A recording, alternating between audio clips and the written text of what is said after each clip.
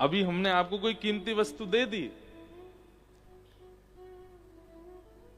तो आपका मन होगा मैं रखूं, पर कृष्ण प्राप्त व्यक्ति अगर होगा, उसको कोई कीमती वस्तु मिल जाएगी तो उसके लिए वो वस्तु इतनी विशेष नहीं, वो तुरंत कोई और मिलेगा तो उसको बांट देंगे। हमारे ब्रज की एक कथा है कि अकबर जो था ना, इस पर वैसे संतों की बड़ी कृपा थी अकबर पर। बाकी मुगलों का तो नाम भी नहीं लेना चाहिए, लेकिन अकबर पर बहुत कृपा थी संतों की, और रिजवार भी था, वो जाता था संतों के दर्शन करने।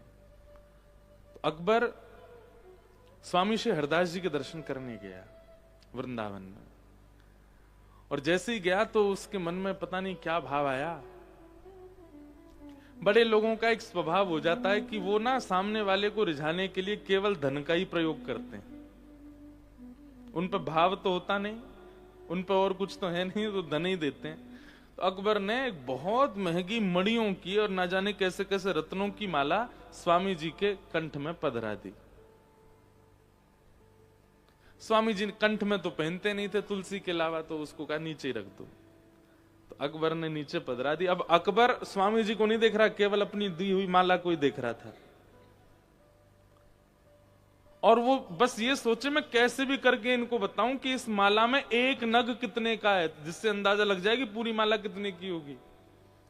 तो अकबर बताता, बोले हमारे वहां यमन देश के एक वो थे, उनके मुकुट का एक मणि जो थी वो सबसे मूल्यवान थी, वैसी मणि पूरे भारत में, पूरे विश्व में कहीं नहीं है।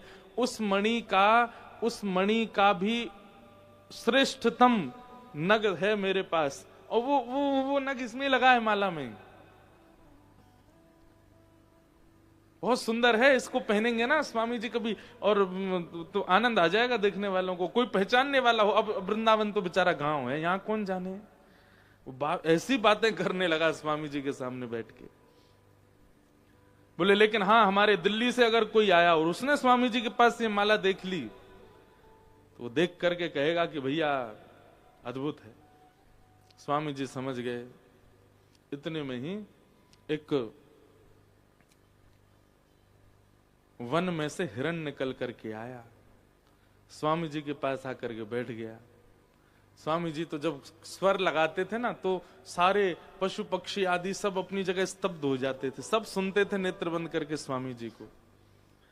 तो हिरण आकर के स्वामी जी के पास बैठ गया। स्वामी जी हरिदास जी, जिन्होंने बिहारी जी को प्रकट किया वृंदावन में, प्रेम से उसको सहला रहे थे। और पता नहीं क्या आया, वो चरणों में जो मणि की माला अकबर ने पहनाई, वो उठा के उस हिरण के गले में पहना दी, और यहां गले में पहनाई ही थी, अकबर देख रहा था, उसका हृदय निकला निकला जा रहा था।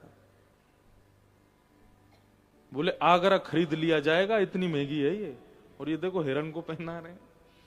इतने में ही जाने क्या हिरणों के झुंड की आवाज आई, और वो माला पहनाते ही हिरण उठ के दौड़ करके भागा और सीधा जंगल में प्रवेश कर गया।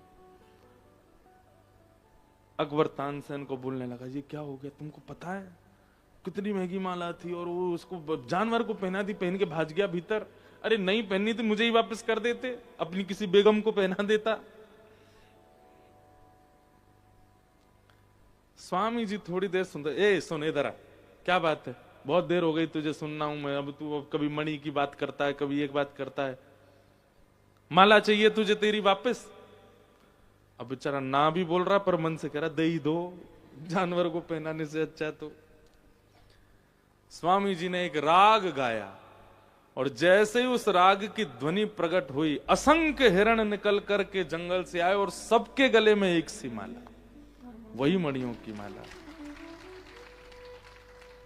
और अकबर से बोले तुझे कसम है, अपनी वाली लेके जाइयो, जो तैने पहनाई थी वही लेके जा, निकाल कौन से हिरण के गले में है। अकबर समझ गया, भैया ये कोई फकीर नहीं है, ये कोई ऐसी राह चलते कोई जादूगर नहीं है, कोई चमत्कारी महापुरुष नहीं है, ये साक्षात प्रिया प्रियतम को लाड़ लड़ाने वाली हमारी श्री ललिता जी के अवतार स्वामी श्री हरदास जी महाराज। कान पकड़ लिए, बोले क्षमा करते हैं भगवान, अब नहीं ऐसी बात होगी।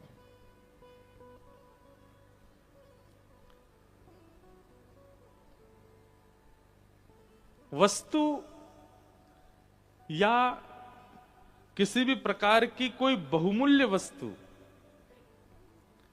कृष्ण प्रेमी अगर होगा, उसके लिए वो अगर कृष्ण संबंधी नहीं है तो वो तुच्छ समान है। और क्षमा कीजिए, आपके चित्त में अगर ऐसी भावना अभी तक नहीं आई, और मुझे पता है नहीं ही आई होगी, तो अभी आप ठाकुर जी के प्रेमी हुए नहीं है। ठाकुर जी जीवन में आ जाएंगे तो संग्रह का मन नहीं करेगा। तो